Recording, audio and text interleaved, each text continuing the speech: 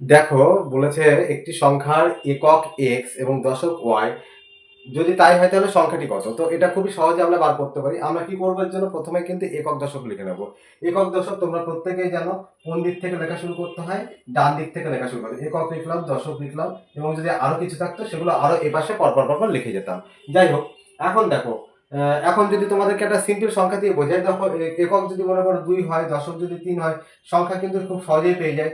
3 2 মানে 32। কিন্তু এই ক্ষেত্রে বলেছে একক x, তাহলে এককের নিচে x লিখি। দশক কত?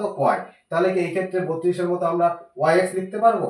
না, লিখতে পারবো না। এটা কিন্তু রং অ্যান্সার। এক্ষেত্রে কি লিখতে হবে এটা কিন্তু তোমাদের জানতে হবে। খুব মনোযোগ দিয়ে দেখো।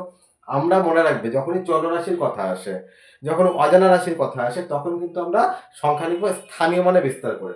সেটা কেমন হয়? y আছে দেখো দশকে, তাহলে y কে আমরা 10 দিয়ে গুণ করে লিখবো, যোগ x আছে এককে, x কে আমরা 1 দিয়ে গুণ করে লিখবো। তাহলে কিন্তু আমরা সেই কাঙ্ক্ষিত সংখ্যা পাবো যেটা আমাদের দরকার। এটাই হচ্ছে গিয়ে রাইট অ্যান্সার, 10y + x।